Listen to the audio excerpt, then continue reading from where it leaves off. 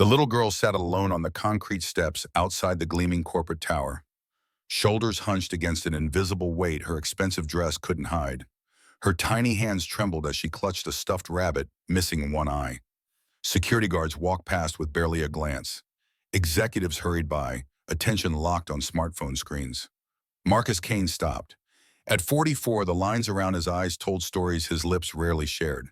His weathered face surveyed the scene with automatic precision, posture shifting into that subtle defensive stance, old habits from his special forces days that had never quite faded.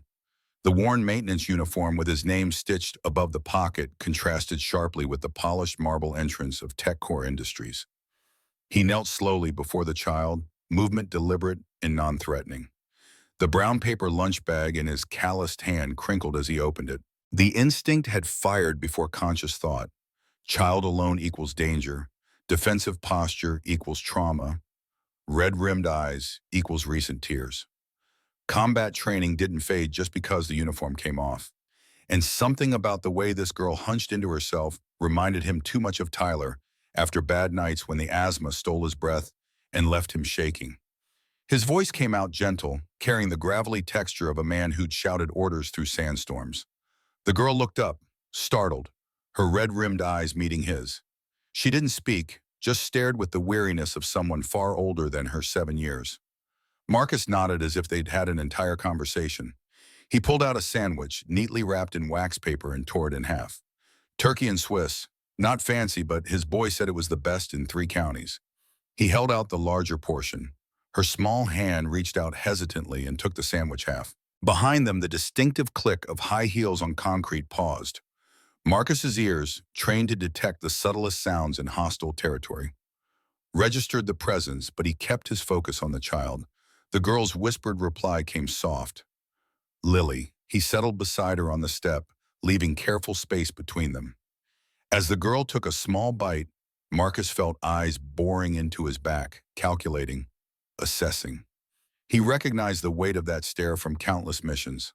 Someone was watching, evaluating, making decisions that would change everything. Neither Marcus nor Lily noticed the sleek black car with tinted windows across the street, or the man inside taking photographs of their exchange. The lens captured every angle: the maintenance worker sharing his lunch, the CEO's daughter accepting food from a stranger, the moment that would later be analyzed frame by frame in a corner office 50 floors above. Marcus's day had begun like every other at 4:30 in the morning with the soft beep of his watch alarm. He silenced it before the second chirp, a habit formed in terrain where sound meant death. His small apartment remained dark as he moved silently to his son's room, placing a gentle hand on Tyler's forehead. The boy's breathing came steady tonight. No wheezing. Marcus allowed himself a moment of relief before beginning his morning ritual. Coffee. Medications for Tyler arranged by the breakfast plate. Lunch packed, 1 sandwich, 1 apple, 1 protein bar. Bills sorted into 3 piles: paid, must pay, and impossible. The last pile grew taller each month, dominated by medical statements with red stamps declaring past due. Marcus stared at his son's inhaler prescription refill needed, $175 without insurance. His jaw tightened as he tucked his last 20 into Tyler's lunch money envelope. Tyler appeared in his doorway, hair tousled from sleep, looking smaller than his 7 years in oversized pajamas. Marcus's expression immediately softened at the sight of his son shuffling to the table and climbing onto his chair. Tyler pointed to the paper bag containing only an apple and protein bar. Marcus ruffled his son's hair, the rare smile transforming his stern features. The lie came easily, cushioned by necessity. Mrs. Henderson next door had made too much casserole yesterday and was sending him with leftovers. Tyler didn't need to know that Mrs. Henderson had been gone all week visiting her sister, or that Marcus would work through lunch again. What mattered was the medicine, the rent, and keeping his boy's world intact after Melissa's death 3 years ago. Marcus straightened to his full height, giving a playful salute that Tyler returned with giggling seriousness. As Tyler dressed for school, Marcus allowed himself one moment of weakness. Leaning against the kitchen counter, eyes closed, shoulders momentarily slumped, the photograph on the refrigerator caught his attention. Himself in desert camouflage, arms slung around another soldier. David Hayes grinned back at the camera, both men younger, less burdened. Marcus touched the image briefly, the familiar ache in his chest flaring. 5 years hadn't dulled it. 5 years of carrying the weight of those final moments in Khorasan province. The chaos and gunfire, David's last order crackling through the radio static. Get to the extraction point. That's an order, Kane. And Marcus had obeyed, retreating with the wounded while David stayed behind to secure the objective. The mission report called it a tactical success. Marcus called it abandonment. The words came out as a whisper, a promise renewed each morning to a ghost who couldn't hear. No matter what it took, he'd protect what David left behind, even if he didn't yet know what that meant. The maintenance corridors of TechCore Industries formed a labyrinth of pipes, electrical panels, and service elevators that Marcus navigated with practiced efficiency.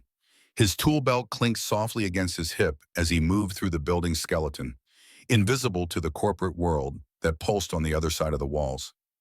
It was a different kind of reconnaissance, less deadly, but requiring the same attention to detail. Marcus checked his watch. 10:45. He'd skipped the employee break room, avoiding the pitying glances when others noticed his empty lunch table spot again. The encounter with the little girl on the steps had delayed his maintenance schedule, but he couldn't bring himself to regret it. Something in her eyes reminded him too much of Tyler after the funeral, lost and confused, trying to be brave when the world made no sense. His radio crackled.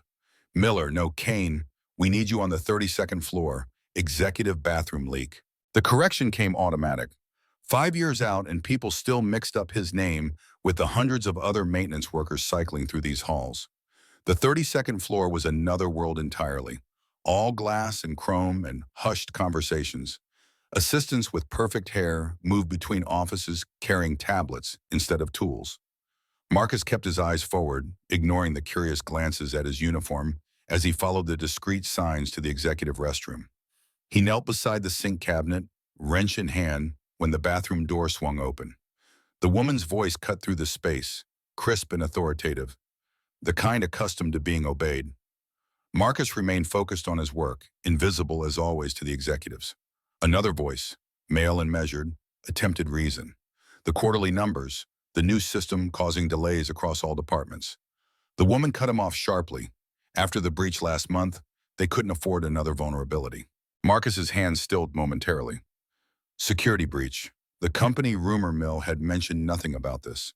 The leak had been contained, the man assured her. No one outside the executive team knew. Their voices moved toward the mirror. Marcus caught their reflections without looking up. The woman elegant in a tailored suit, her dark hair pulled into a severe bun, the man older with silver temples and a perpetual frown. The discussion ended with finality. She expected his compliance report by end of day. As they turned to leave, the woman's eyes flickered to Marcus for the first time. He kept his focus on the pipes, playing his role perfectly. Just another maintenance worker, invisible and unhearing. The bathroom door closed behind them. Marcus waited 30 seconds before sitting back on his heels, processing what he'd overheard. Security breach, contained leak, additional measures. The information slotted into his mind like pieces of mission intelligence filing themselves away for future reference. His radio buzzed again, different tone this time. Urgent. Miller, Kane, report to Human Resources immediately. Marcus's stomach tightened. Had they realized he'd overheard? Copy that. Finishing up here first. The response came sharp. Negative. Now Kane. Executive order. The Human Resources office felt as sterile and impersonal as a military briefing room. Marcus sat stiffly in the visitor's chair, his tool belt and uniform out of place among the motivational posters and ergonomic furniture. The HR director, a woman with a practiced smile and cold eyes, placed a folder on the desk between them. She stood without answering his question about whether there was a problem with his work. On the contrary, she assured him. Miss Hayes had specifically requested him. Marcus's pulse quickened slightly.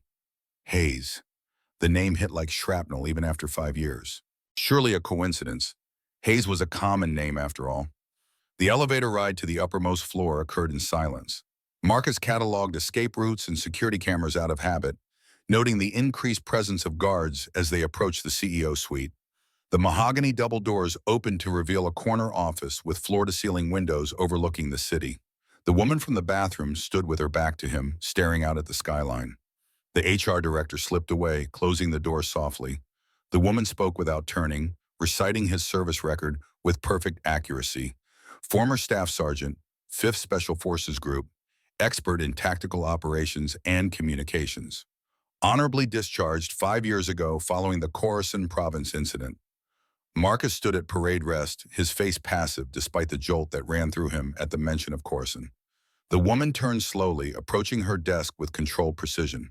She studied him for a long moment before revealing her identity. Victoria Hayes, though her legal name was Victoria Morgan Hayes, widow to the man whose photograph still hung on Marcus's refrigerator. The room seemed to tilt. Marcus's mind raced through implications and possibilities. The same photograph that marked his daily guilt sat on her desk now, staring back at him with David's eternal grin. Her voice came tight when she corrected his assumption. Not wife, widow. 5 years now, thanks to Khorasan. The air grew heavy with unspoken accusations. Marcus maintained his composure through decades of discipline, though his heart hammered against his ribs. He hadn't known David had a child, he said finally, keeping his voice neutral. Victoria's expression hardened. Lily had been 2 when her father died, too young to remember him, old enough to feel his absence every day. Marcus absorbed the information like a physical blow, each word landing with precision. David Hayes, the brother-in-arms he'd failed to bring home, had left behind a daughter who would never know her father's voice or feel his embrace. The weight of that failure pressed down with renewed force. Victoria's tone shifted, became skeptical. She asked why he'd given half his lunch to her daughter today. The abrupt change of subject caught him off guard. He gave the simple truth. The girl had looked like she needed it more than he did. Victoria studied him, searching for deception. Finding none, she explained. Lily had run away from her caretaker that morning, had been doing it more frequently lately. The security team had missed her, so had her nanny, but Marcus hadn't. He noticed things, Marcus said simply. Old habit.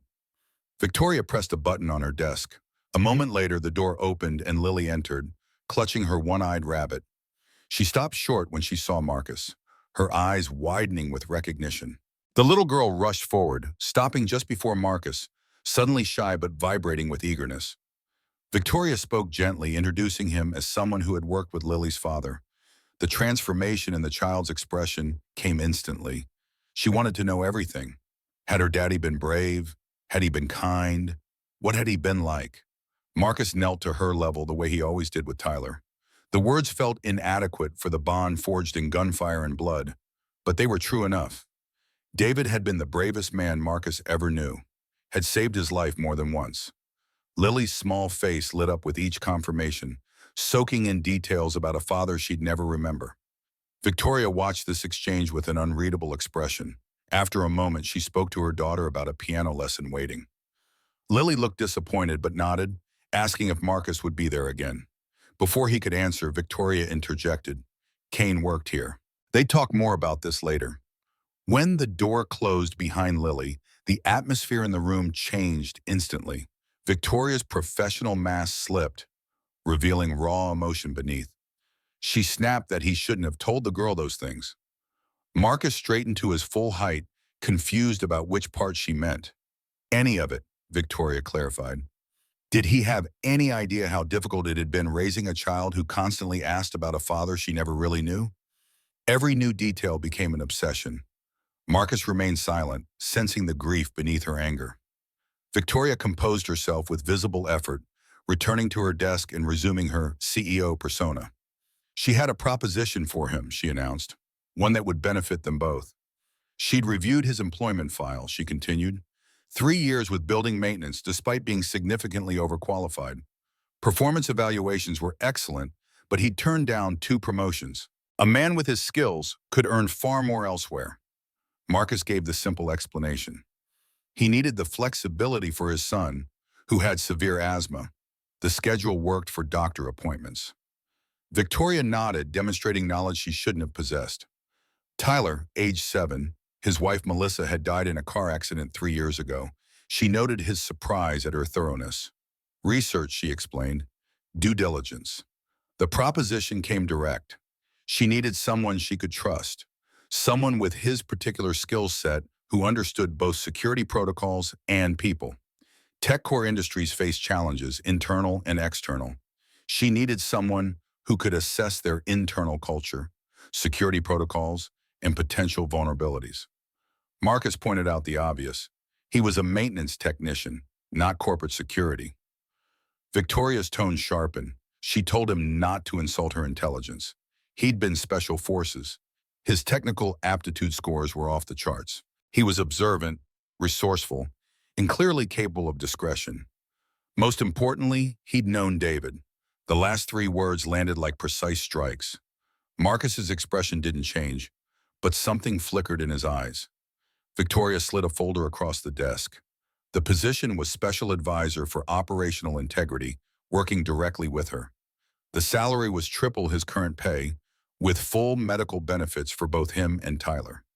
Marcus didn't reach for the folder immediately. He asked the question that mattered. Why him? She had a building full of executives and security professionals. Victoria's expression darkened. Because someone inside this company was trying to steal technology that could change the world. Technology David had helped develop, and she didn't know who she could trust. The pieces began falling into place. Marcus asked if she trusted him because of David. Victoria's voice softened fractionally. She trusted him because he'd stopped for her daughter when no one else did, and because David had trusted him with his life. That kind of judgment meant something. Marcus finally opened the folder. The contract outlined responsibilities that went far beyond consulting: intelligence gathering, personnel assessment, security protocol development. The salary figure made his breath catch. Enough to cover Tyler's medical bills, enough for them to move to a better apartment, maybe even start a college fund. Victoria added one more thing. Lily had become attached to the idea of him already. She needed stability, male influence. Part of this role would involve being present for her occasionally. Company events, certain outings, nothing excessive. Marcus looked up sharply. She wanted him to be some kind of substitute father figure? Victoria corrected him firmly. She wanted him to be a connection to Lily's real father, and to provide the security expertise this company desperately needed. Marcus closed the folder. He'd need time to consider. Victoria's response came swift. He had until tomorrow morning. This opportunity wouldn't come again. As Marcus turned to leave, Victoria added a final condition. No one could know about this arrangement. As far as anyone was concerned, he was a corporate culture consultant who'd impressed her with his people skills. Marcus paused at the door. With all due respect, he didn't lie to his son. Victoria countered smoothly. Then he should consider it classified information, something she imagined he was familiar with. Their eyes locked in silent battle. Finally, Marcus gave a curt nod and left, the weight of the decision already pressing down on him. That night, Marcus's apartment felt smaller than usual, the walls closing in as he sat at the kitchen table. The contract spread before him like a map to a future he couldn't quite envision. Tyler was asleep in the next room, his breathing monitored by the second-hand medical device Marcus had repaired himself. The photograph of David stared up from beside the contract, a ghost from another life. Marcus ran a hand over his face, exhaustion seeping into his bones. His phone vibrated with a text message. Need your decision by 8 a.m. The sender's initials followed. A second message arrived immediately after. Tyler's medical coverage would be retroactive to today. All existing bills covered. Marcus stared at the messages, anger and gratitude warring within him. She was using his son as leverage, and it was working. Every practical consideration pointed toward acceptance. The money would solve immediate problems and create breathing room he hadn't experienced in 3 years. Tyler could have the specialists he needed, the medications without the agonizing calculus of which bills to pay first. But something about the arrangement felt wrong, like accepting blood money for a sin he couldn't atone for. David's widow offering David's betrayer a path to redemption through David's daughter. The symmetry was too perfect, too calculated. Victoria Hayes hadn't chosen him randomly. She'd researched him, tracked him, waited for the right moment to make her offer. The question was why. He moved to Tyler's doorway, watching his son sleep. The boy looked so much like Melissa, it sometimes hurt to look at him. The same determined chin, the same gentle expression, even in sleep. The inhaler sat on the bedside table, nearly empty. The prescription refill form glared from the kitchen counter, a reminder of his failure to provide what his son needed most. Marcus made his decision, not for Victoria's company or David's legacy, but for the child sleeping peacefully in the next room, who deserved better than a father choosing pride over survival. The executive floor was quiet at 7:45 when Marcus arrived wearing the only suit he owned, purchased for Melissa's funeral and rarely worn since. It fit differently now, his frame leaner and harder from years of physical labor. Victoria was already at her desk, immaculate in a charcoal suit, hair pulled back severely. She looked up as he entered, her expression giving nothing away. Marcus placed the signed contract on her desk. He had conditions. Victoria raised an eyebrow, reminding him he was hardly in a position to negotiate. Marcus interrupted. His son came first. If Tyler had an asthma attack or medical emergency, he left. No questions asked. No explanations needed. Victoria studied him for a long moment before nodding. Acceptable. Marcus continued. He needed to know everything about the security breach. All of it. If he was going to help protect this company and Lily, he couldn't work blind. Something flickered across Victoria's face. Surprise, perhaps, that he'd included her daughter in his protection mandate. She opened her laptop without argument. James Conrad, her COO, would brief him this morning. As far as Conrad knew, Marcus was a corporate culture consultant she'd brought in to address morale issues. Victoria stood and extended her hand. Welcome to TechCore Industries. As they shook, Marcus caught a glimpse of Lily peering through the glass wall of Victoria's office, her one-eyed rabbit clutched to her chest. The little girl offered a small, secretive wave. Marcus nodded slightly in acknowledgement, already understanding that his commitment extended far beyond a contract. He was re-entering a world of secrets and danger, this time without the protection of a uniform or the clarity of a declared enemy. Victoria followed his gaze and saw her daughter. Her expression softened momentarily. Lily hadn't stopped talking about him since yesterday. The sandwich man who knew her daddy. Before Marcus could respond, the office door opened and a silver-haired man entered. James Conrad's eyes narrowed slightly at the sight of Marcus in his funeral suit, then at their clasped hands. Victoria released Marcus's hand, her CEO persona sliding seamlessly back into place. She introduced Marcus as their new special advisor for corporate culture and operational integrity, working directly with her on several initiatives. Conrad didn't bother hiding his surprise. A maintenance worker, surely there were more qualified candidates. Victoria interrupted coolly. Kane had a unique skill set that perfectly matched their current needs. He'd be joining the executive briefing starting today. Conrad's smile didn't reach his eyes. How unconventional, he remarked. Welcome aboard. He turned to Victoria, reminding her that the board was waiting in conference room A. As they left, Conrad placed a proprietary hand on Victoria's lower back. She subtly shifted away from his touch, a movement so slight most would miss it, but Marcus caught it, along with the flash of irritation in Conrad's eyes. Interesting, Marcus thought. Very interesting indeed. The morning briefing revealed little beyond corporate politics and quarterly projections, but Marcus observed everything. Conrad commanded the room with practiced ease, but his eyes kept drifting to Marcus with barely concealed hostility. Other executives treated Marcus with polite curiosity or dismissive courtesy, depending on their perception of his value to Victoria. By 11:30, Marcus needed a break from the suffocating conference room atmosphere. He found his way to the executive bathroom, loosening his tie and splashing cold water on his face. The reflection staring back looked like a stranger playing dress-up in borrowed clothes. The door opened behind him. James Conrad entered, pausing fractionally when he saw Marcus before masking his surprise with a practiced smile. Marcus straightened, reaching for a paper towel with deliberate casualness. Conrad moved to the adjacent sink, positioning himself in Marcus's peripheral vision. The words came out smooth, almost friendly. Hiding from the board meeting, Kane? Marcus gave the neutral response about taking a moment to review notes. Conrad chuckled, the sound hollow. Notes, right. He turned, leaning against the counter with calculated casualness. The posture of a man about to deliver a message. Conrad mentioned he'd been doing some note-taking of his own. About Marcus, his military record, or rather, the unredacted portions. Coruscant, for instance. Quite the cluster from what he'd gathered there. The name hung between them like a live grenade, deliberate and devastating. Marcus kept his breathing steady, his expression unchanged despite the sudden roaring in his ears. He asked Conrad if there was a point. The older man stepped closer, invading Marcus's personal space in a deliberate power move.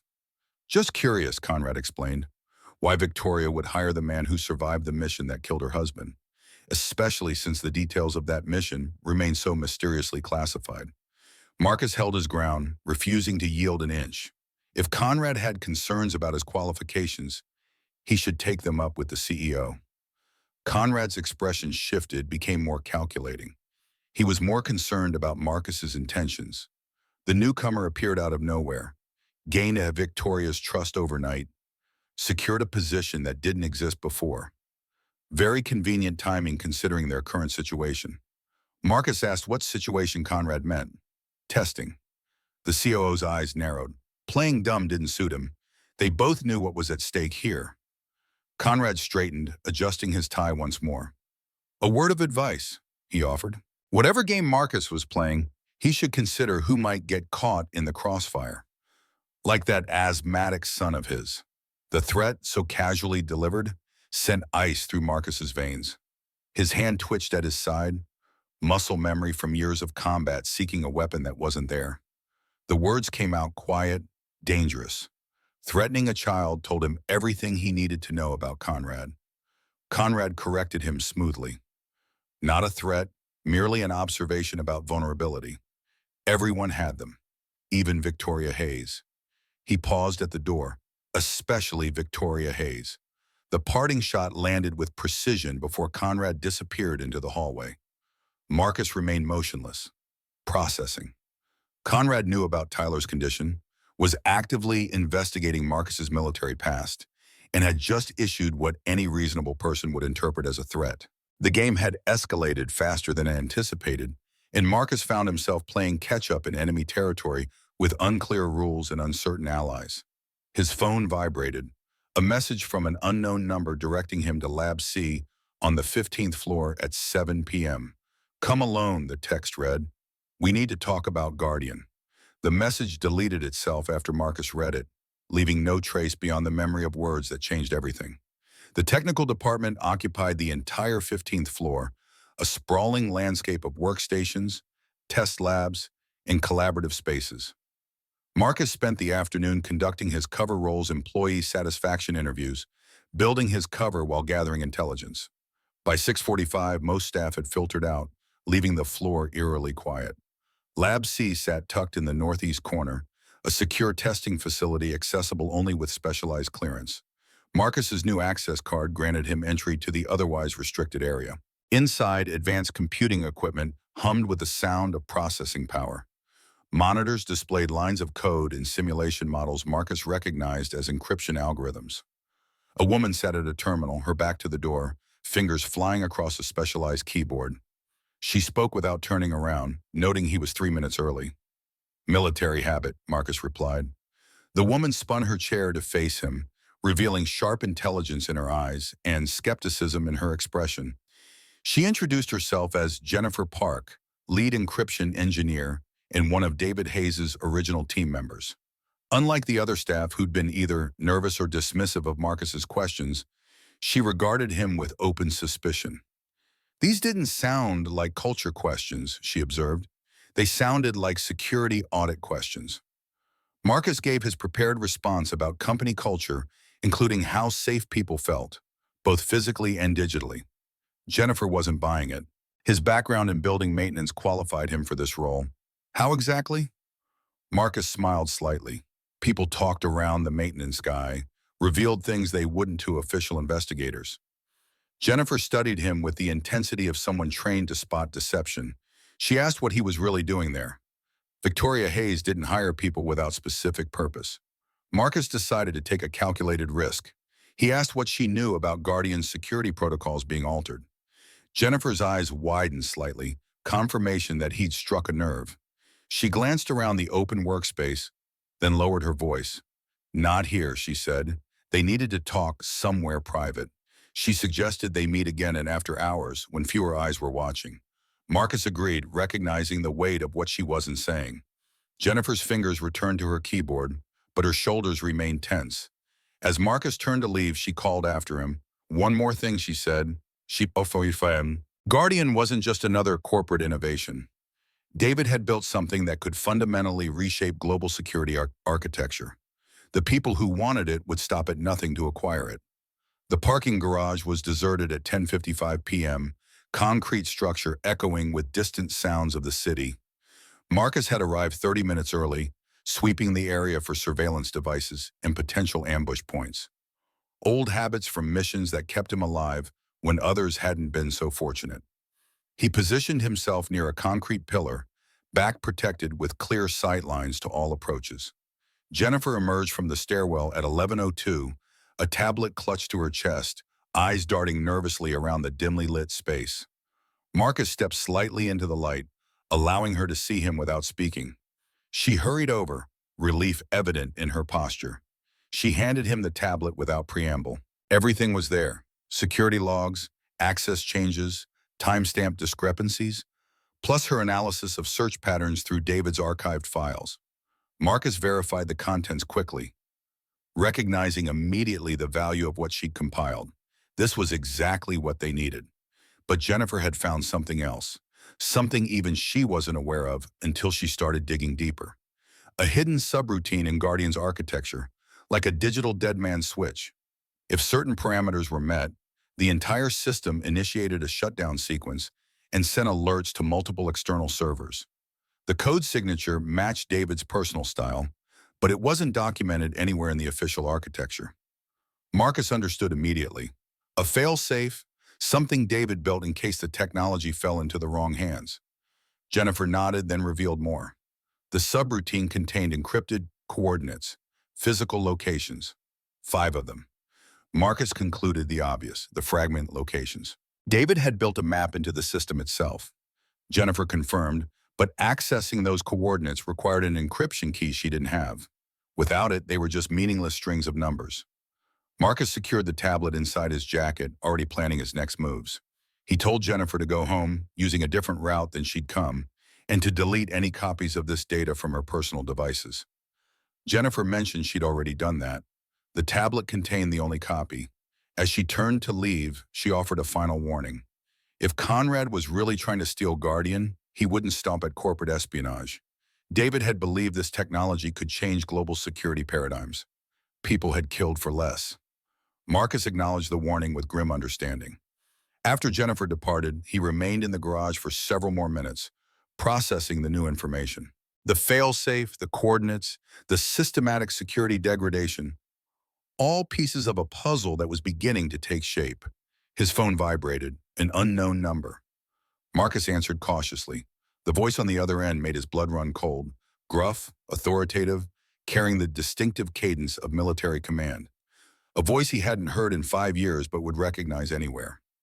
Colonel Richard Mitchell, Marcus's former commanding officer, the man who'd led the Khorasan mission and then disappeared into retirement amid whispers of classified operations gone wrong. Mitchell's appearance now, at this precise moment, couldn't be coincidence. The colonel suggested they talk, face to face. There were things Marcus needed to know about Khorasan, about David, about what he'd walked into at TechCorps. Marcus spotted the black sedan in the northwest corner, exactly where Mitchell said it would be. Against every instinct screaming caution, he approached. The window lowered, revealing Mitchell's stern features, more gray than Marcus remembered, deeper lines around his eyes. But the command presence unchanged. Mitchell told him to get in before someone saw them together. Time was short, and Marcus was in deeper than he realized. Inside the car, Marcus asked the obvious question. What was Mitchell doing here? The colonel's response came measured and direct. Same thing as Marcus, protecting David Hayes' legacy and trying to keep Marcus alive long enough to finish what they'd started in Khorasan. The revelation hit like a physical blow. Marcus had spent 5 years believing Khorasan was a disaster, a failed operation that got good men killed. Mitchell asked if that's what Marcus thought happened, that they'd failed. The alternative Mitchell presented was almost too much to process. What if Khorasan wasn't about the target or the prototype at all? What if the real mission objective had been accomplished precisely as planned? Marcus stared at his former commander, implications racing through his mind. Mitchell pulled out a secure phone displaying the surveillance photos. Conrad meeting with several men in various locations. Former intelligence operatives now working private sector. Known brokers for technological black markets. All connected to a group that would very much like to own global encryption standards for the next decade. The pieces were falling into place with devastating clarity. Mitchell explained that he'd been watching tech core industries since David's death, waiting for the opposition to make their move. Conrad wasn't just a corporate thief. He was connected to the same people who'd been waiting in Coruscant, people who'd been after this technology for years. Marcus asked the question that had haunted him for 5 years. What really happened to David? Mitchell's expression grew grave. David didn't die because the mission failed. He died because it succeeded. He'd found something in that compound, something beyond the prototype they were sent to secure, something worth dying to protect. The Guardian fragments, Marcus murmured, understanding crystallizing. Mitchell looked surprised that Marcus knew about them. Knowledge gained just hours ago from Jennifer's hidden subroutine. Mitchell nodded slowly. David had always thought 3 steps ahead, had known the risks when he volunteered for Coruscant. Marcus's old anger resurfaced, raw and bitter. Then why send him at all? Why not extract the prototype another way? Mitchell's answer cut through Marcus's defenses, because David was the only one who could verify what they were really after. The prototype had been bait. They'd known it was compromised. What they needed was confirmation of who was waiting on the other end of that transaction. Marcus processed this, reconstructing that night with new context. The unexpected resistance, the way David had insisted on securing the prototype himself, sending Marcus to escort wounded team members to extraction. The final radio transmission. Get our men out. That's an order, Kane. Words Marcus had interpreted as desperate improvisation were actually the culmination of a carefully orchestrated plan. Mitchell produced a small flash drive, explaining that it contained evidence of Conrad's operations, surveillance on his team, financial transfers to known operatives, communication intercepts, enough to prove Conrad was working for the same network they'd encountered in Coruscant. Tomorrow's board meeting wasn't just about Guardian, Mitchell warned. It was about removing Victoria from power. Conrad had gathered enough board support to force a vote of no confidence. Marcus recognized the pattern immediately. Classic corporate coup: eliminate leadership, create chaos, extract valuable assets during the confusion. Mitchell confirmed Marcus's assessment, then added the critical detail. Marcus needed to secure the remaining fragments first. If Victoria was removed tomorrow, Conrad would have full access to company systems within hours. The question Marcus dreaded asking finally emerged. Where were the remaining fragments? Mitchell's expression turned grim. He had one. The final fragment. Mitchell hesitated before continuing. David had entrusted it to Marcus. He just didn't know it yet. Marcus insisted that was impossible. He would know if David had given him something that important. Mitchell told him to think, to remember what David had given him before the mission. Something personal. Something Marcus would never part with. The memory surfaced with shocking clarity. The barracks before Coruscant, David handing him a weathered metal compass. Hold on to this for me, would you? Lucky charm. Give it back when we return. Marcus had carried that compass for 5 years, a talisman of guilt and failure. His hand moved automatically to his pocket, fingers closing around the familiar shape. Mitchell confirmed what Marcus was beginning to understand. Inside the casing, microdot technology, the final encryption key, hidden in plain sight. For 5 years, Marcus had carried the key to David's legacy, unknowing and unaware. The weight of that revelation pressed down with suffocating force. Mitchell continued with mounting urgency. Conrad didn't know about the compass yet, but he was getting closer. The people he worked for were patient and methodical. They'd spent 5 years piecing together what happened in Coruscant, tracking the fragmented technology. Marcus needed to get the compass and Mitchell's fragment to Victoria before the board meeting. It was her only chance of maintaining control. And then, Mitchell added grimly, Marcus needed to finish what David started. Protect Guardian from falling into the wrong hands at all costs. The implication was clear. The same cost David had paid. Mitchell had one final warning before dropping Marcus at his vehicle. "Watch out for the girl," he said. "Lily." Marcus frowned, asking why specifically. Mitchell's expression darkened with knowledge Marcus didn't want confirmed, because Conrad knew her importance to Victoria and to the system. The words hung in the air, heavy with threat. Marcus demanded clarification. What did Mitchell mean? The colonel's response chilled him to the core. David had built redundancies into everything he created, including access protocols. If something happened to Victoria, Lily became the secondary access point. The biometric verification didn't rely solely on Victoria's DNA. It included Lily's as well. The horror of understanding crashed over Marcus. Conrad would use a child. Mitchell confirmed without hesitation. These people had no limits when billions in technology and global influence were at stake. He instructed Marcus to go directly to Victoria, share nothing over electronic channels, trust no one inside that building except her. As Mitchell's car disappeared up the exit ramp, Marcus stood in the empty garage processing everything he'd learned. The compass in his pocket seemed to pulse with new significance. No longer just a reminder of failure, but a key to David's final plan. His phone showed no signal again, just like before meeting Jennifer. The timing felt wrong, too convenient. A flash of movement in his peripheral vision served as his only warning. Marcus dropped and rolled toward the nearest vehicle, drawing the tactical folding knife from his ankle holster. The garage remained eerily silent, no movement visible in any direction. His phone vibrated, signal suddenly returned. A text from an unknown number appeared. "Behind you." Marcus pivoted, weapon ready, to see the black sedan hadn't left after all. Mitchell's window lowered. The colonel's voice carried clearly across the concrete expanse, just making sure Marcus's instincts were still sharp. They'd need to be for what came next. The window closed, and this time the car really did disappear into the night, leaving Marcus alone with more questions than answers. The drive home took Marcus through deserted streets, his mind cycling through contingencies and threat assessments. Mitchell's reappearance changed everything. The colonel's knowledge of Guardian, his surveillance of Conrad, his connection to the fragments, all of it suggested a deeper game being played at levels Marcus couldn't yet see. Mrs. Henderson was waiting when Marcus slipped into his apartment just after midnight. The elderly neighbor had been watching Tyler, as she often did when Marcus's work ran late. She reported that the boy had gone to bed without incident, his breathing steady, the new medication sample from the doctor working well. Marcus thanked her with genuine gratitude, then checked on Tyler himself. His son slept peacefully, one small hand clutching the edge of his blanket. Marcus stood in the doorway longer than necessary, watching the steady rise and fall of Tyler's chest. Everything he'd agreed to with Victoria, everything Mitchell had revealed about Coruscant and Guardian, all of it ultimately came down to protecting the innocent. The children who inherited the consequences of choices made by adults in rooms they'd never enter.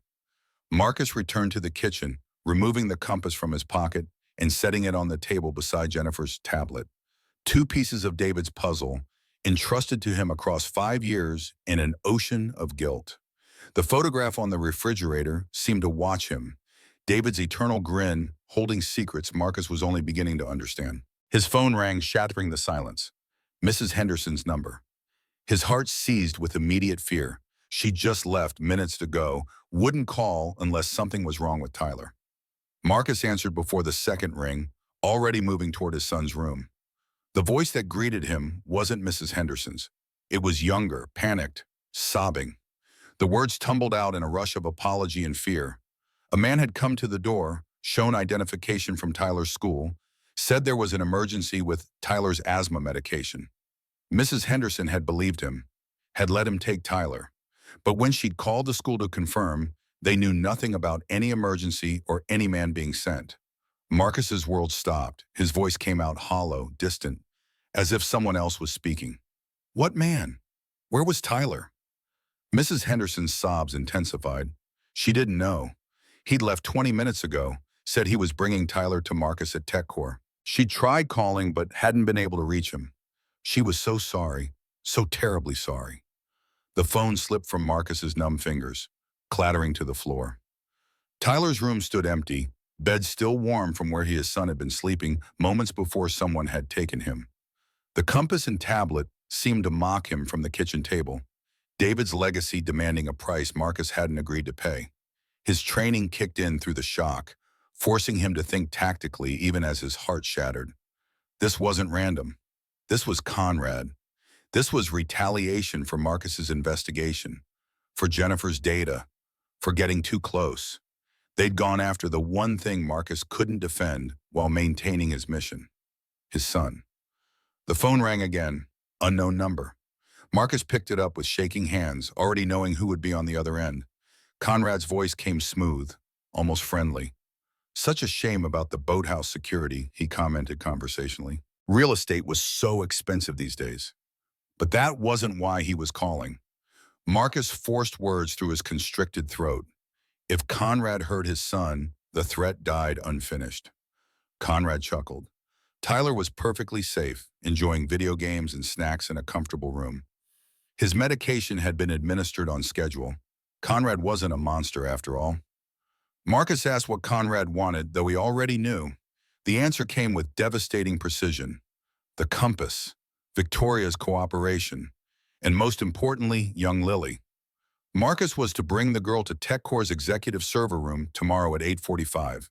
He'd ensure Victoria provided her biometric authorization to access Guardian's core system. Marcus asked what happened if he refused. Conrad's response came cheerful, as if discussing weather. Then Tyler's medication would run out. Such a tragic accident when a child couldn't breathe, and medical response was delayed by unfortunate miscommunication. These things happened. Conrad gave Marcus 2 hours to comply, wished him good luck, and ended the call. Marcus sank to the floor, head in his hands, feeling the weight of every failure, every bad decision, every moment of hubris that had led to this. He thought he could protect Tyler while serving Victoria's mission. He'd been wrong.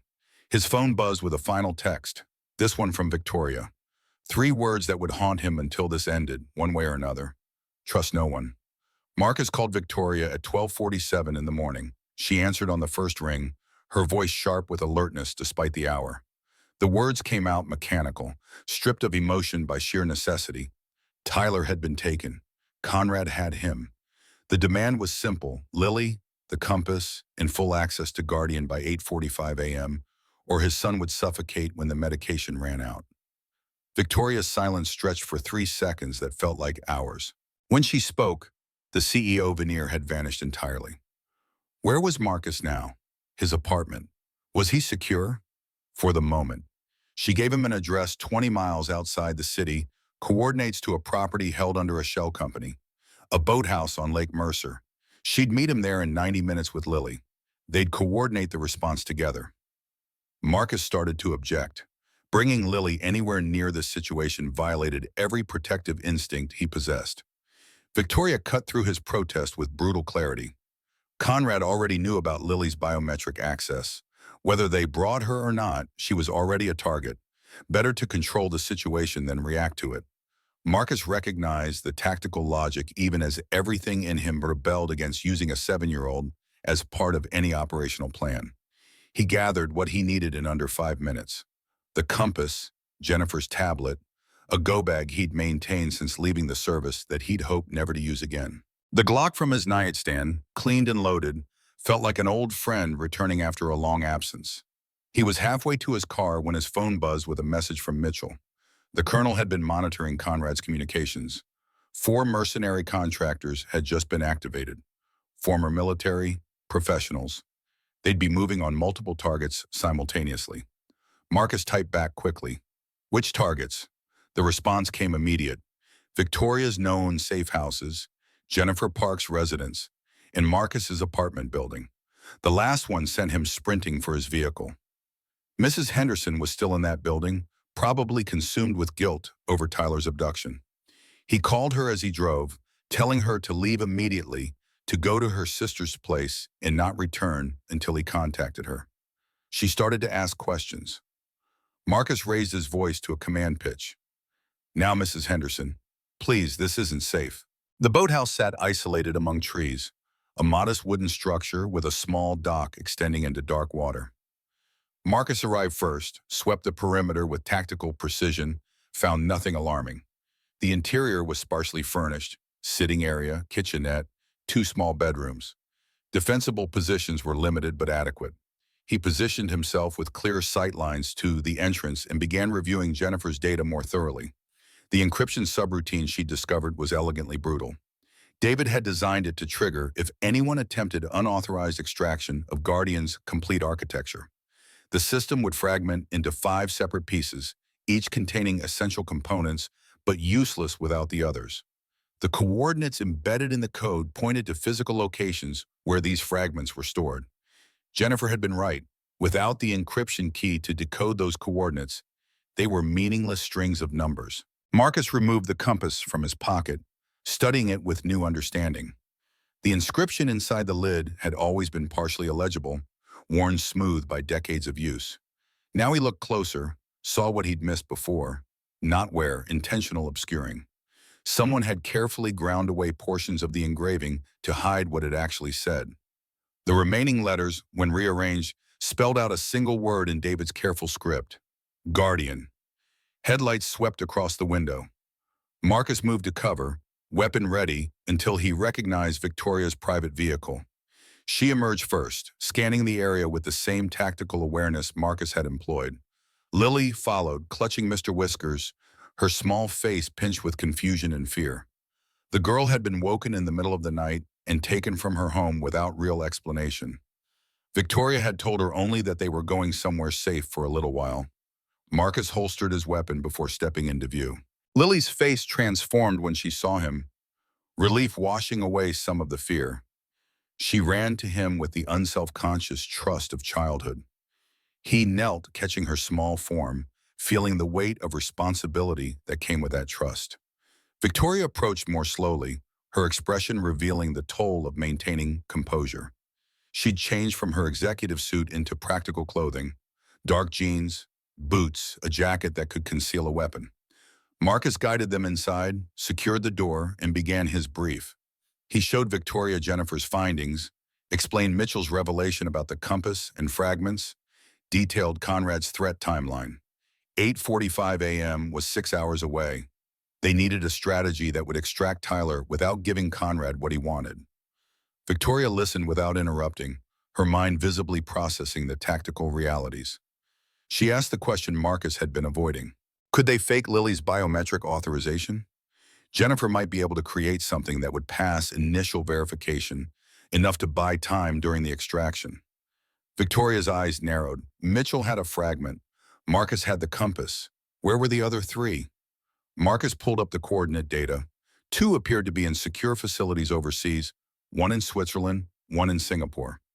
The 5th was local, somewhere in the city, but the exact location remained encrypted. Victoria made a decision with the swift certainty that had built her company. She'd authorized the access. Real authorization, not a fake. Once Tyler was secure and they were clear, they'd trigger David's failsafe. Destroy Guardian completely rather than let Conrad weaponize it. The words came out flat, final. 5 years of work, her late husband's legacy, billions in company value, all of it expendable compared to the life of a child. Marcus felt something shift in his perception of Victoria Hayes. The calculation wasn't cold. It was the opposite. It was someone who understood priority with absolute clarity. Lily had moved to the window, staring out at the dark water. Victoria watched her daughter with an expression Marcus recognized from his own mirror. The face of a parent measuring every decision against a child's future. A sound outside froze them both. Not loud. A soft scrape of metal on wood, barely audible. Marcus moved instantly, gesturing Victoria toward the back bedroom with Lily. She grabbed her daughter and complied without hesitation. Marcus killed the lights, let his eyes adjust to darkness, and positioned himself at an angle to the door. The explosion came without warning. Flashbang grenade through the window, detonating in a burst of blinding light and deafening sound. Marcus had closed his eyes at the first tinkle of breaking glass, preserving his night vision. He fired twice toward the window as shapes poured through, rolled left toward the kitchen counter for cover. Suppressed gunfire tore through the space he'd just occupied. Professional, coordinated, exactly what Mitchell had warned about. Marcus counted 4 shooters entering through different points: window, main door, rear entrance. They'd studied the structure's layout, planned their approach. This wasn't improvised response. This was prepared operation.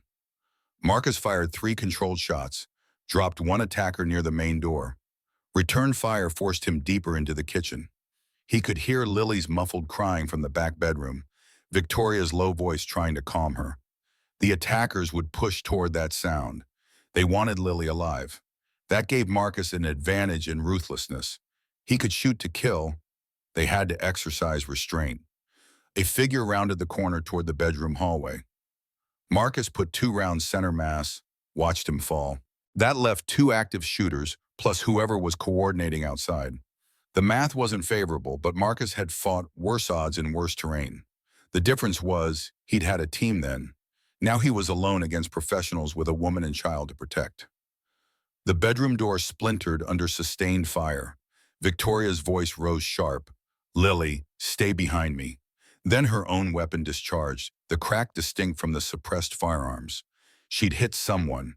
Marcus heard the grunt of impact, the clatter of a weapon falling. Good. Victoria could shoot. That changed calculations. Marcus used the distraction to advance, clearing the living area. One attacker remained between him and the bedroom. The man had pressed himself against the wall, trying to get an angle on Victoria without exposing himself to Marcus's position. Marcus fired once, missed intentionally high. The attacker flinched, revealed his position, and Marcus's second shot didn't miss. Silence fell, broken only by Lily's sobbing and the ringing aftermath of gunfire in enclosed space. Marcus did rapid combat assessment. 4 attackers down, 1 wounded but alive in the bedroom. He secured the living area first, checking each body for signs of life and weapons. All carried professional gear, custom firearms, tactical vests, encrypted communications. Marcus entered the bedroom to find Victoria standing over a 5th man clutching his shoulder, her pistol steady despite the slight tremor in her free hand. Lily huddled in the corner, Mr. Whiskers pressed to her face, eyes squeezed shut. The wounded attacker met Marcus's gaze with professional assessment. No fear, just calculation of his own tactical situation. Victoria's question came quiet but intense. "Who sent you?" The man smiled through his pain, shook his head. Wrong question. The right question was how many more teams Conrad had deployed. Marcus zip-tied the man's hands with practiced efficiency, checked his wound, through and through on the shoulder, painful but not immediately life-threatening. He'd lived long enough for questioning. The sound of an engine starting outside pulled Marcus back to the window. A 6th person, the coordinator, was fleeing in the attack vehicle. Marcus caught a glimpse of the driver through the windshield as the SUV accelerated away. Silver hair, familiar profile. Victor Reese, TechCore's head of security, the man responsible for protecting Victoria and Lily, had just led an assault team to capture them. Marcus turned back to Victoria, saw the recognition dawning on her face as well. She'd trusted Reese for 3 years, had relied on him to implement the very security protocols he'd been systematically undermining.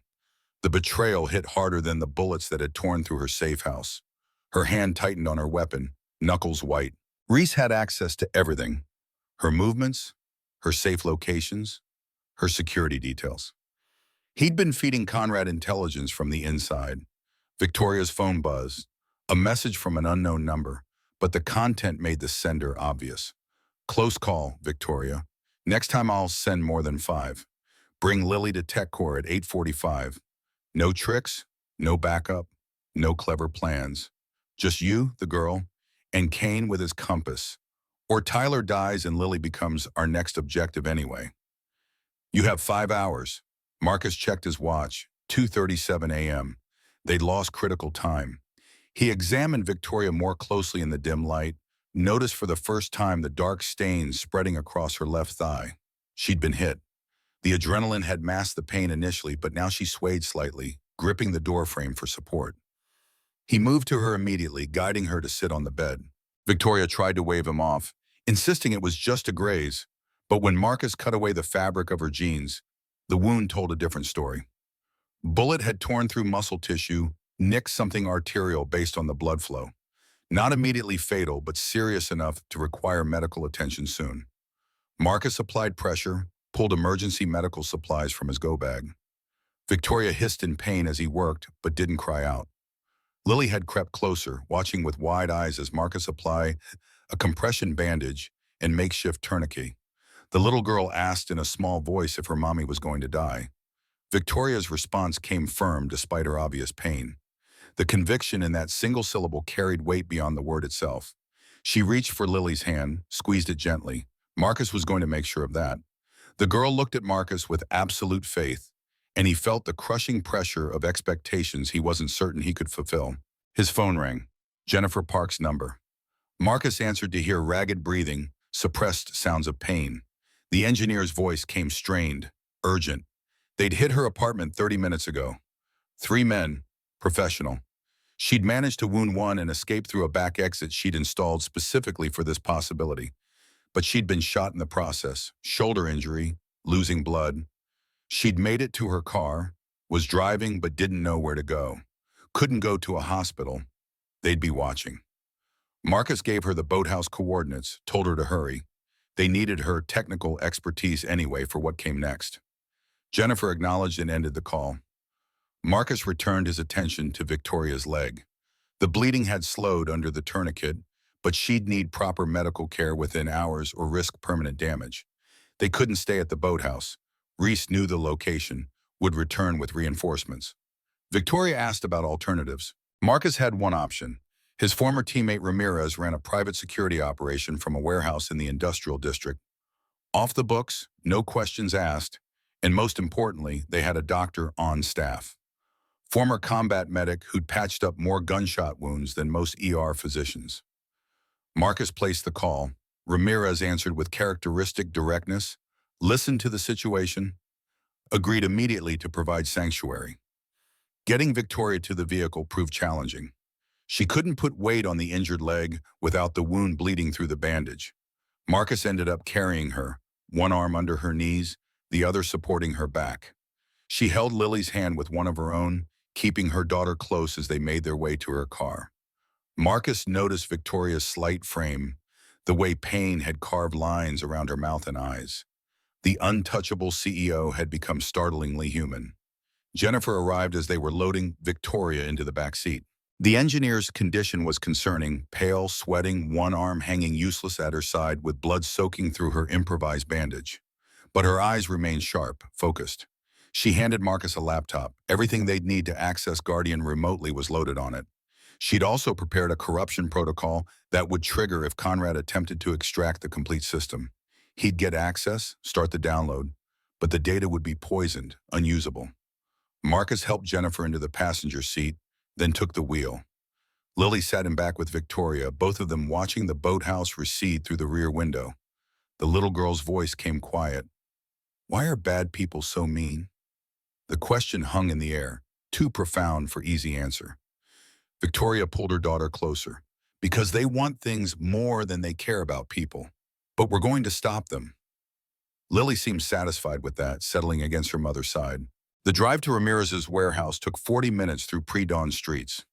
Marcus used the time to refine his understanding of their tactical situation. Conrad had demonstrated superior intelligence gathering, had positioned assets to move simultaneously on multiple targets, and had successfully isolated them from normal support structures. Law enforcement was compromised. Reese's access meant Conrad knew which officers were on Victoria's protection detail. Traditional security companies were out. Even hospitals posed risks. But Conrad had also revealed constraints. He needed Lily alive and cooperative for the biometric authorization. He needed the compass, which meant he still hadn't located the final fragment independently. And most critically, he was operating under time pressure. The board meeting was scheduled for 9 a.m. If he didn't have Guardian secured by then, his political maneuvering to remove Victoria would be exposed before he could capitalize on it. Marcus's phone buzzed with a message from Mitchell. The colonel had been monitoring communications. Conrad was scrambling to locate them, had teams sweeping known TechCore safe houses and properties associated with Victoria. But Mitchell had also acquired something useful: the access codes for TechCore's maintenance tunnels and service corridors. Paths through the building that bypassed standard security checkpoints. When the time came to infiltrate, Marcus would have routes Conrad wouldn't anticipate.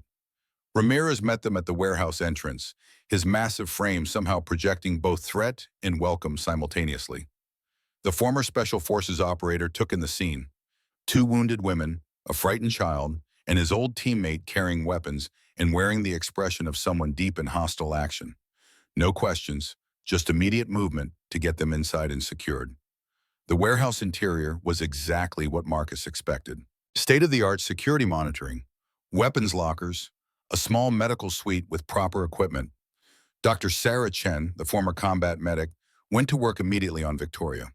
The CEO's makeshift tourniquet had saved her from bleeding out, but the femoral artery had been nicked. Chen worked with efficient precision, cleaning the wound, suturing the artery, administering antibiotics, and pain management.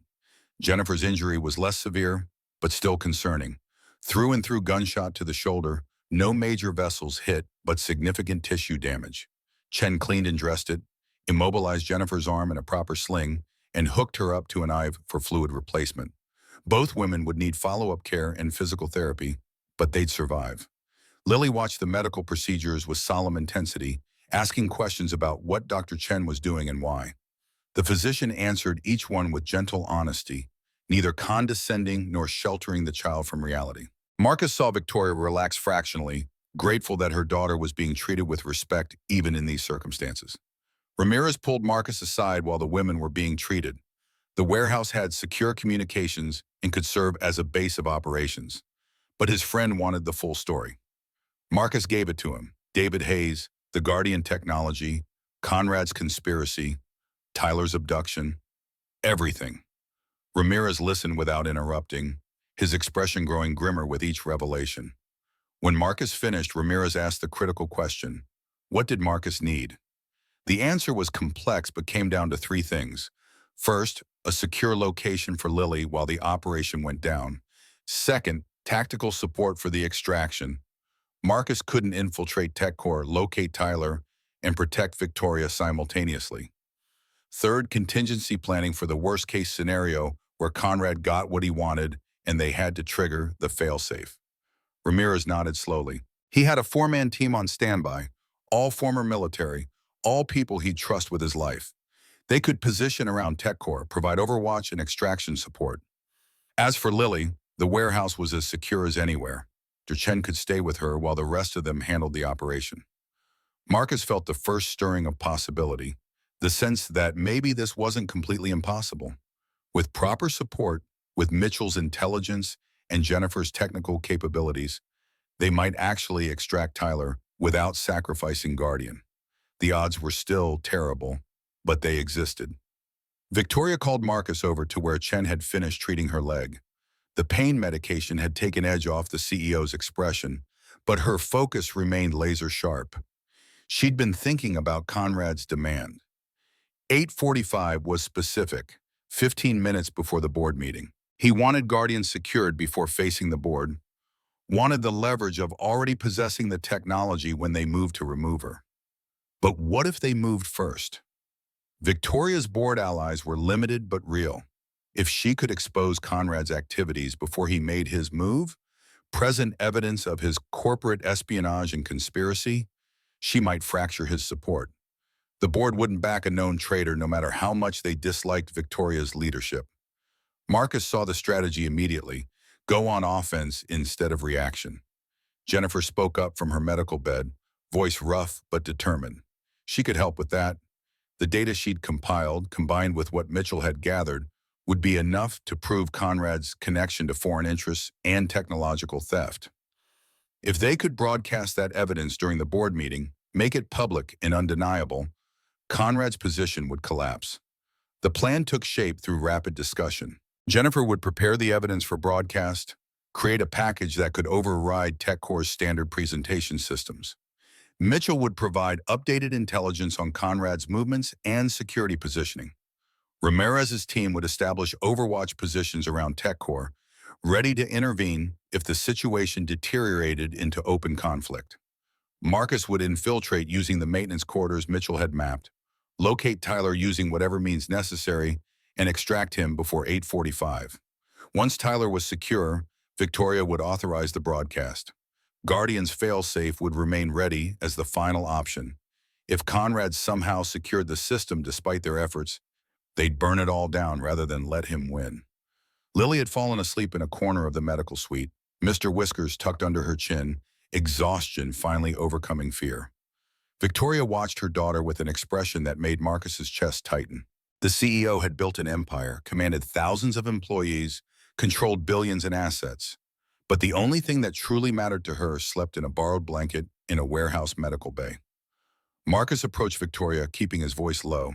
He needed to know one thing. If it came down to a choice, Tyler's life or Guardian's destruction, which took priority? Victoria met his gaze without hesitation. The child. Always the child. Marcus nodded, accepting her answer. That clarity of purpose made her someone he could trust absolutely. The hours before dawn passed in preparation. Ramirez's team conducted gear checks and studied building schematics. Jennifer worked on her laptop despite her injury, fingers flying across keys with her good hand. Mitchell sent continuous updates.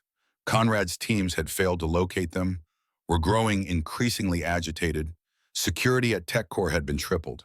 Marcus sat with the compass, turning it over in his hands, trying to understand David's thinking 5 years ago.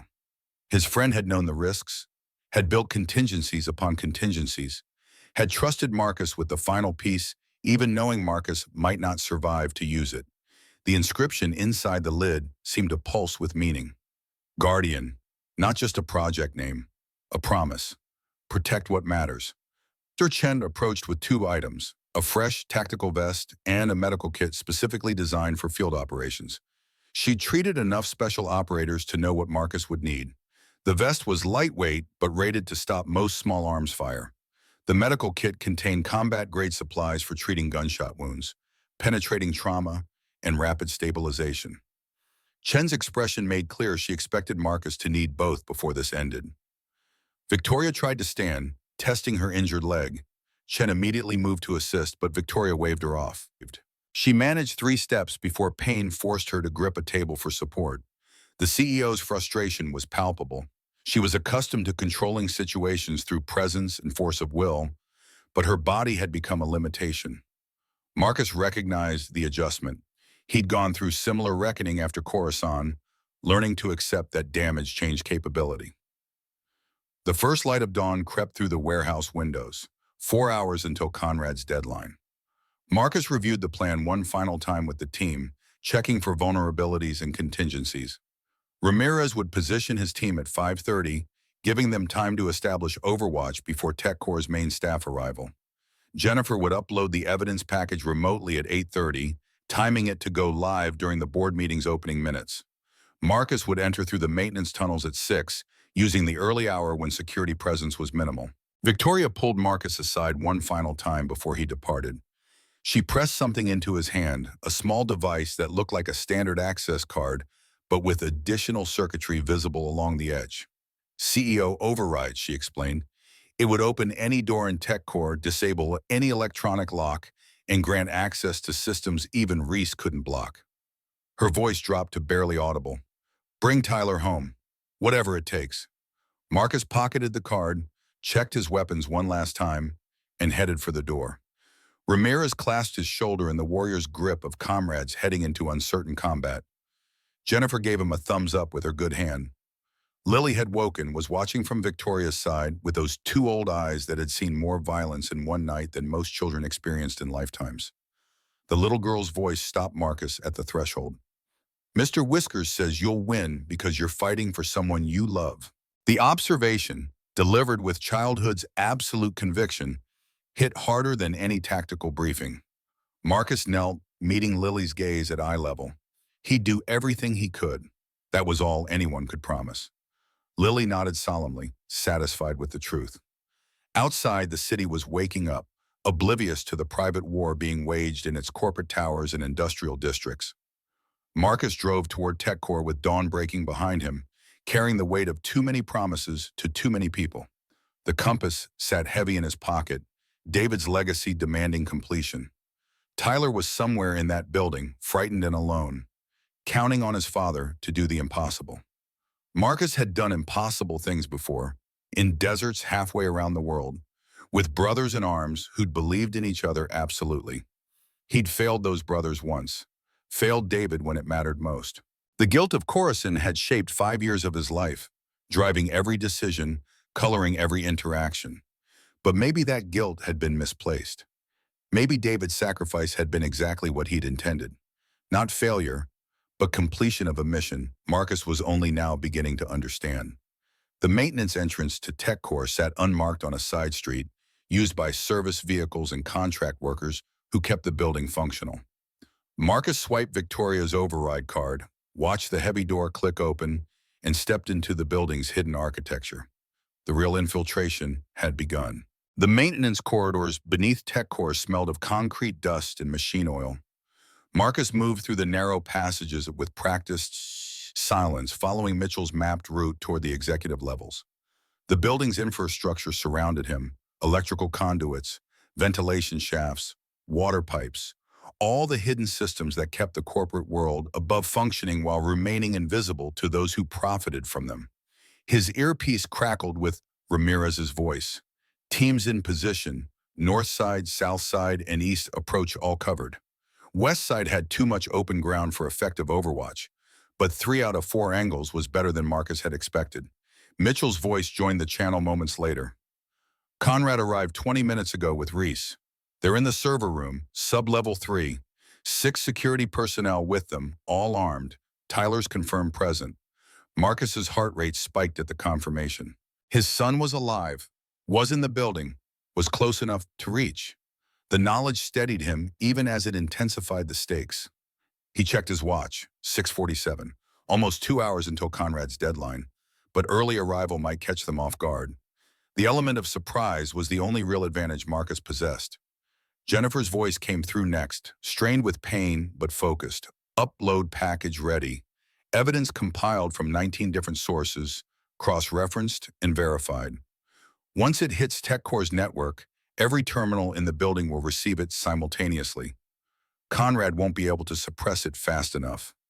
Marcus acknowledged, continuing his advance through the tunnels. The route Mitchell had mapped had brought Marcus to a service elevator typically used for moving equipment between floors. Victoria's override card granted access, and Marcus ascended alone in the cramped space. The elevator opened into another maintenance corridor, this one running parallel to the executive server room. Through the wall, Marcus could hear muffled voices, Conrad's distinctive cadence, Reese's rougher tones, and underneath it all, a child crying. Tyler's sobs cut through Marcus like physical wounds.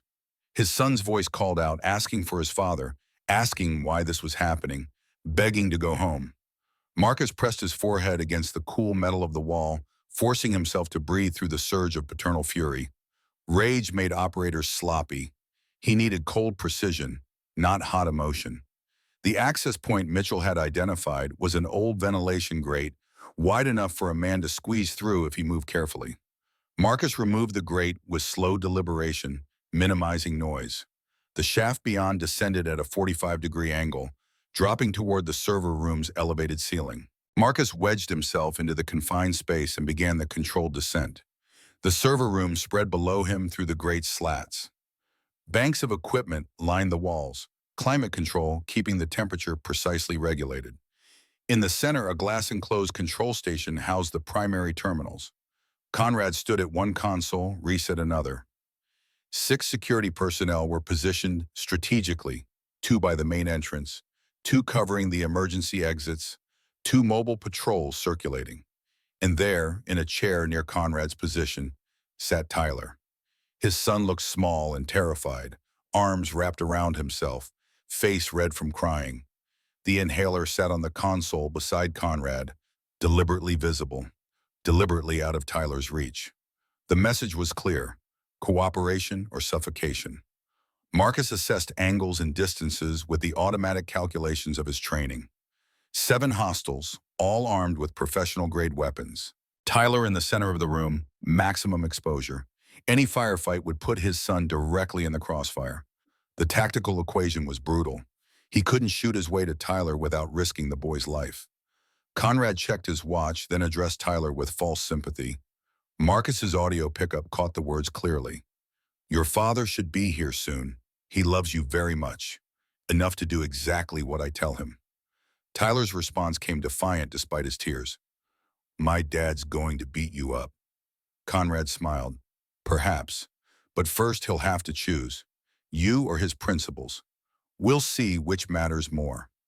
Marcus's jaw tightened. The observation was calculated cruelty, designed to prey on Tyler's fears and Marcus's guilt. But it also revealed Conrad's fundamental misunderstanding. This wasn't a choice between son and principles. Tyler was the principal. Everything else was negotiable. Movement near the main entrance drew Marcus's attention. Victoria was arriving, supported by Jennifer, both women moving with obvious pain. Lily walked between them, holding her mother's hand, Mr. Whiskers clutched in her other arm. The security personnel stepped aside, allowing them to enter. Conrad's expression shifted to satisfaction. Punctual as always, Victoria. And you brought the girl. Excellent. Victoria's voice came cold and controlled despite her injury. Where's Tyler? Let him see his father's safe and we'll discuss terms. Conrad gestured toward Tyler. The boy's fine, as promised, though his breathing is getting a bit labored. Perhaps his medication is wearing off? Tyler's wheezing had indeed intensified. The familiar sound that Marcus knew meant his son's lungs were constricting. Panic edged into the boy's crying. Jennifer moved as if to go to him, but Reese blocked her path. Conrad continued his monologue. I believe we're still waiting for one person. Where's your attack dog, Victoria? Where's Kane? Marcus made his decision. Remaining hidden gained nothing when Tyler needed his inhaler immediately. He kicked out the ventilation grate, dropped through the opening with controlled fall, and landed in a three-point stance. 7 weapons immediately trained on him. Marcus straightened slowly, hands visible and empty. Tyler's cry of relief and fear mixed together. Dad! Marcus met his son's eyes, conveyed calm confidence he didn't entirely feel. Hey, buddy, sorry I'm late. Traffic was terrible. The attempt at normalcy in impossibly abnormal circumstances made Tyler's breathing hitch, but the boy nodded, understanding his father's message. They'd get through this together. Conrad applauded slowly. Dramatic entrance. Very action hero. Now shall we conduct our business like civilized people? Marcus scanned the room, cataloging positions and distances. Ramirez, you getting this? The affirmative came immediately through his earpiece, too quiet for anyone else to hear. Conrad laid out his terms with the precision of a man who believed he'd already won. The compass, access to Guardian via Lily's biometric authorization, and safe passage for himself and his team out of the building. In exchange, Tyler and the others would be released unharmed. Simple transaction, mutually beneficial. Marcus removed the compass from his pocket, held it up where Conrad could see. This is what David died protecting. You think I'll just hand it over? Conrad's expression didn't change. I think you'll do whatever necessary to save your son. That's not weakness, Kane. That's being human. Most people would make the same choice. The words carried weight beyond their surface meaning. Conrad was offering Marcus absolution, permission to surrender without shame. Your son or a dead man's technology. Choose. Marcus felt the compass's familiar weight, felt the years of guilt and obligation pressing down. He'd spent 5 years believing he failed David, failed to protect his brother in arms when it mattered most. But David had known exactly what he was doing in Coruscant, had made his choice consciously, deliberately, with full understanding of consequences. He'd trusted Marcus to make the right choices too, even if those choices weren't obvious in the moment. The real failure would be letting Conrad turn David's sacrifice into a weapon. Marcus met Victoria's eyes across the room. She gave the smallest nod, understanding what he was asking. Tyler or Guardian, the child or the legacy? Her answer remained what it had been at the warehouse. The child, always the child. That clarity gave Marcus what he needed. He addressed Conrad directly. You're right, I'll do whatever necessary to save Tyler. But you're wrong about one thing, Victoria's voice joined his. This isn't a transaction. It's a trap. Conrad's confidence flickered momentarily. What trap? You're surrounded, your son is dying, you have nothing. Jennifer's fingers moved across her phone screen. The evidence broadcast just went live. Every computer in this building, every board member's device, every TechCore employee logged into the network. They're all receiving proof of your conspiracy right now. Conrad's face went pale, then flushed with rage. Reese lunged for Jennifer, but she'd anticipated the move, stepped aside despite her injury. Ramirez's voice filled the channel. Conrad's extraction team just tried to grab Lily from the school Marcus gave as her location. We were waiting. 4 hostiles secured, no casualties. Conrad spun toward the control console, pulling up security feeds. The realization that his backup plan had failed showed in the way his hands trembled on the keyboard. Marcus used the distraction to move closer to Tyler. 2 steps, then 3. The security personnel were looking to Conrad for orders, their formation breaking as confusion spread. Reese pulled his weapon, aimed at Victoria. If this goes wrong, she dies first. Conrad regained some composure. Stand down, Kane. I still have leverage. He grabbed Tyler, pulled the boy against him as a shield, pressed a gun to the child's head. Tyler screamed. Marcus froze, every protective instinct screaming against the sight of his son in mortal danger. Conrad's voice came steady now, backed by desperation. Here's the new deal. I walk out with the boy and the compass. When I'm clear, I release him. Try to stop me, and Tyler dies. The room held his breath. Marcus calculated angles, distances, possibilities. He could draw and fire before Conrad pulled the trigger, but the margin was impossibly thin. One hesitation, one miscalculation, and Tyler would pay the price. Victoria started to speak, but Marcus raised a hand. This was his decision to make. Marcus met Tyler's terrified gaze, saw his son trying desperately to be brave. The boy had spent 7 years watching his father choose duty and sacrifice, had learned that real strength meant enduring pain for the greater good. But that wasn't the lesson Marcus wanted Tyler to carry forward. Some things mattered more than missions. Some choices were simple, even when they cost everything. The compass came out of Marcus's pocket. He held it up, let Conrad see it clearly. You win. Take it. Take Guardian. Just let my son go. The words felt like betrayal of David, of Victoria, of everything they'd fought for. But they were also absolute truth. Tyler's life was worth more than any technology, any legacy, any promise to the dead. Conrad's expression showed vindication. Bring it here, slowly. Marcus started forward, each step measured and deliberate.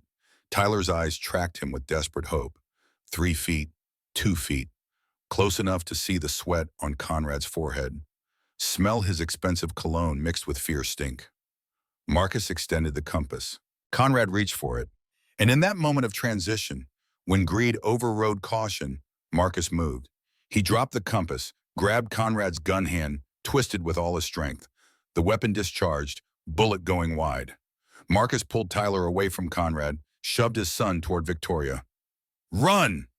Everything happened simultaneously. The security personnel opened fire. Marcus returned fire with his Glock, dropping 2 immediately. Ramirez's team breached through the walls, precisely placed charges blowing open 3 different entry points. Smoke and noise filled the space. Jennifer triggered something on her laptop, and every screen in the server room displayed the same message.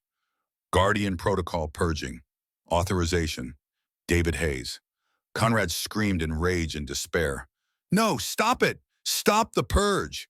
Reese tried to reach the control console, but Victoria shot him. The head of security went down clutching his shoulder. Jennifer's voice rose above the chaos. It can't be stopped. Once initiated, the fail-safe runs to completion. Guardian is erasing itself across all fragments, all backups, everything. Marcus had Tyler behind him, was covering their position with suppressive fire. Ramirez appeared through the smoke, massive and unstoppable, his team providing covering fire. Get them out! Marcus pushed Tyler toward his former teammate. Ramirez caught the boy, started back toward the breach point. But Conrad had recovered his weapon, was tracking Ramirez's retreat. Marcus saw the shot coming, saw Conrad's finger tightening on the trigger, aimed at Tyler's back. He threw himself into the line of fire. The bullet himself hit his shoulder, spinning him around, sending him down hard. The pain came white-hot and all-consuming, but Marcus's training kept him moving. He fired twice from the ground. Both shots hit Conrad's center mass. The COO stumbled backward, crashed against the server rack, slid down, leaving a smear of blood. His eyes remained open, shocked and accusing, as life left them. Reese tried to crawl toward Conrad's body, but Victoria stood over him, weapon steady. The fight had gone out of TechCore's former head of security. He lay still, hands visible, surrendering. The screens continued their merciless countdown. Guardian Purge. 89% complete. Years of work, billions in value, David Hayes' final legacy, all of it disappearing into digital oblivion. Victoria watched it happen with an expression Marcus couldn't quite read. Not grief, exactly, something closer to relief. Ramirez returned, medical kit in hand, went to work on Marcus's shoulder. The wound was through and through, painful but manageable. Tyler hovered nearby, tears streaming, asking if his dad was okay.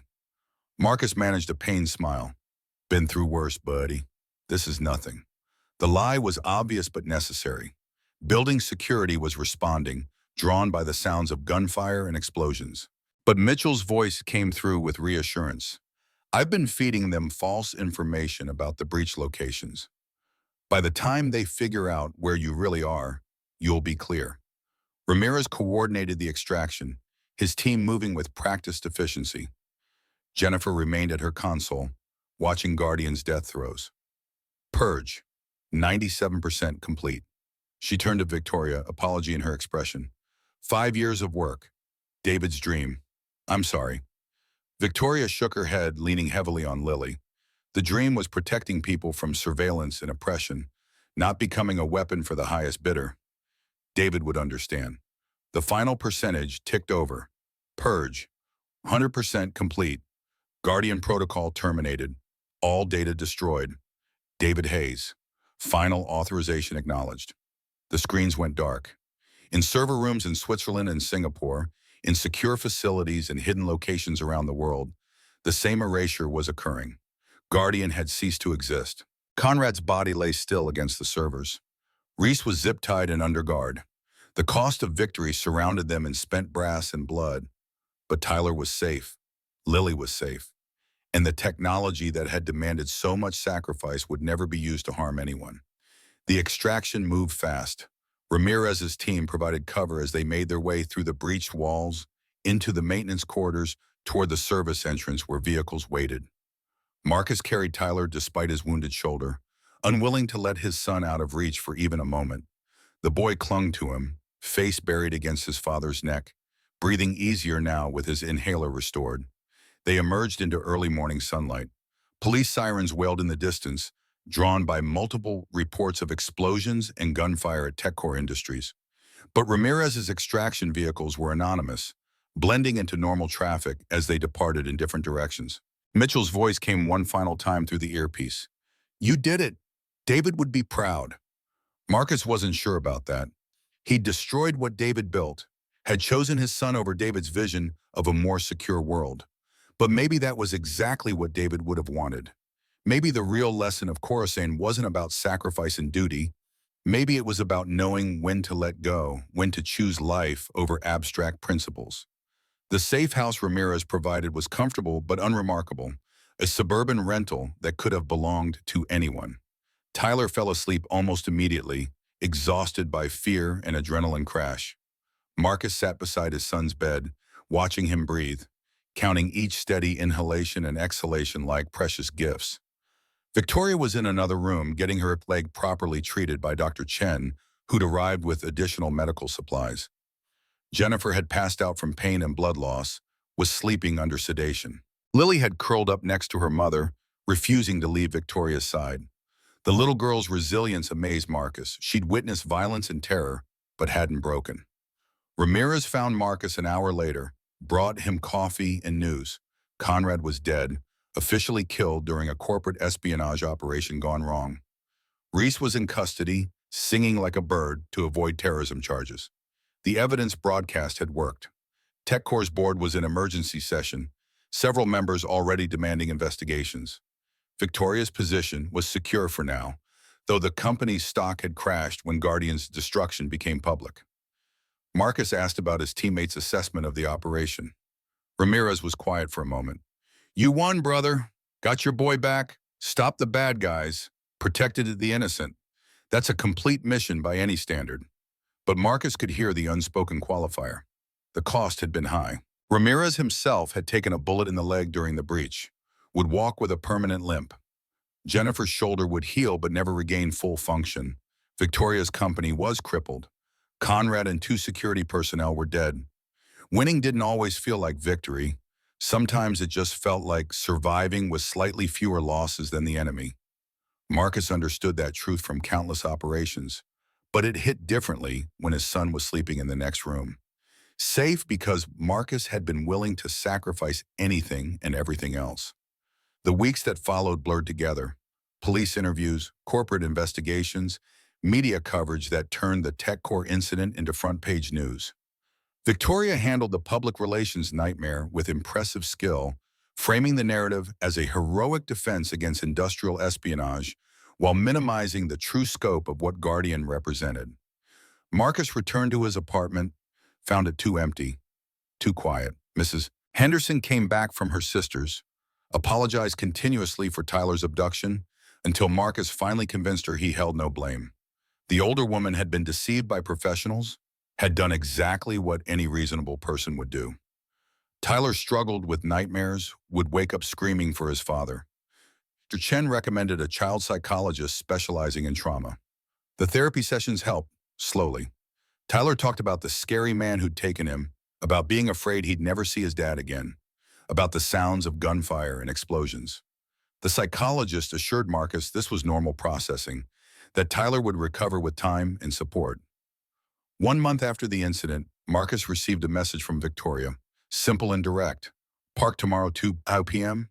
There was a particular park equidistant between their homes, a place with playgrounds and walking paths. Marcus agreed, brought Tyler along. Victoria was already there when they arrived, sitting on a bench with Lily. The CEO's leg was still in a brace, would require several more months of physical therapy. But she was walking, was healing. Lily saw Tyler and ran over with genuine joy, the two children greeting each other like old friends bonded by shared trauma. Marcus sat beside Victoria, watching the kids move toward the playground equipment. They sat in comfortable silence for several minutes before Victoria spoke. The board forced me to step down as CEO. Temporary medical leave officially, probably permanent once they find a replacement they like better. Marcus asked if she minded. Victoria considered the question. A month ago, I would have. The company was everything. David's legacy, my identity, my purpose. She gestured toward Lily, now climbing on monkey bars with Tyler's enthusiastic encouragement. But watching her laugh like that, seeing her just be a kid without the weight of the world pressing down, maybe losing the company is a gift in disguise. Marcus understood that sentiment more than he could articulate. Sometimes you had to lose what you thought mattered to discover what actually did. Victoria turned to face him directly. I never properly thanked you for saving Lily at the boathouse, for risking everything to stop Conrad, for choosing Tyler over Guardian when it came down to it. Marcus shook his head. I destroyed 5 years of David's work, erased technology that could have protected millions of people. Some might say I failed him. Victoria's voice came firm, allowing no argument. You protected his daughter. You demonstrated that human life matters more than any invention. That's exactly what David believed. You didn't fail him. You honored him in the only way that really counts.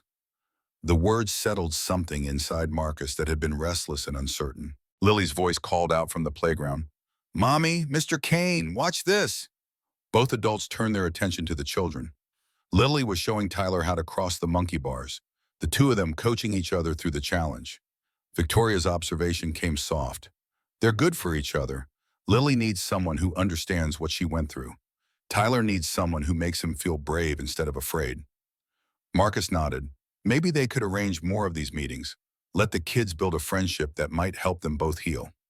The afternoon sun cast long shadows across the park. Other families played nearby, living normal lives with ordinary problems. Marcus had spent years feeling separate from that normalcy, marked by his military service and subsequent losses. But maybe the distance wasn't as vast as he'd believed. Maybe he'd been a father all along, had just needed circumstances desperate enough to clarify his priorities absolutely. Tyler ran back to them, breathless and happy. Dad, Lily says her mom might buy a house near us. Is that true? Marcus looked at Victoria questioningly. She offered a small smile. I've been looking at properties in this neighborhood. Quieter than downtown, better schools, good for Lily. Tyler's excitement was palpable. Can she? Please? The transparent hope in his son's voice made Marcus's chest ache in the best way. Victoria addressed Tyler directly. Would you like that? If Lily and I lived nearby, we could have dinners together sometimes. Maybe watch movies on weekends. Tyler's enthusiastic agreement came immediate and wholehearted. Marcus met Victoria's gaze over his son's head. She was offering more than proximity. She was offering connection, maybe even the possibility of something that looked like family. The complications were obvious. She was David's widow. Marcus was the man who'd survived, while David hadn't. Their relationship was built on trauma and shared crisis. But maybe that foundation was stronger than it appeared. Maybe surviving impossible situations together created bonds that normal circumstances couldn't forge. Lily returned, tugging on Victoria's sleeve. Mommy, I'm hungry. Can we get ice cream? Victoria agreed, asked if Marcus and Tyler wanted to join them. They walked together to a nearby ice cream shop. Two injured adults and two resilient children, making conversation about favorite flavors and playground equipment. At the shop, Tyler gravitated toward Victoria, asking her about the company and computers with the intense curiosity of a 7-year-old. Lily stayed near Marcus, showing him drawings she'd made of Mr. Whiskers having adventures. The natural way the children connected with both adults spoke to something forming, something that might eventually deserve the name family. As they ate their ice cream at a picnic table outside, Lily made an observation with the blunt honesty of childhood. Mr. Kane looks at Mommy the way Daddy did in pictures, like she's important. Victoria flushed slightly, but didn't correct her daughter. Marcus felt his own face warm. Tyler jumped in helpfully. Dad looks at everybody like they're important when he's trying to protect them. That's just his protection face. The adults made eye contact, shared a moment of understanding. Whatever was developing between them would need time, would need to evolve naturally without forcing. But the possibility existed, hung in the air like promise of spring after brutal winter. Marcus's phone buzzed with a message from Ramirez. His former teammate had recovered from his injury, was walking with a cane now. The message was characteristically brief. Team dinner Friday. Bring the kid. Bring Victoria and Lily too if you want. We're all family now. Marcus showed the message to Victoria. She smiled. I'd like that. The afternoon wound down. Tyler and Lily made plans to see each other again soon, exchanged solemn promises to stay in touch. Victoria and Marcus agreed to coordinate schedules, to build regular contact that would benefit the children. As they prepared to part ways in the parking lot, Lily handed Mr. Whiskers to Tyler. He can visit you until next time. Tyler accepted the one-eyed rabbit with appropriate reverence, understanding the trust being placed in him.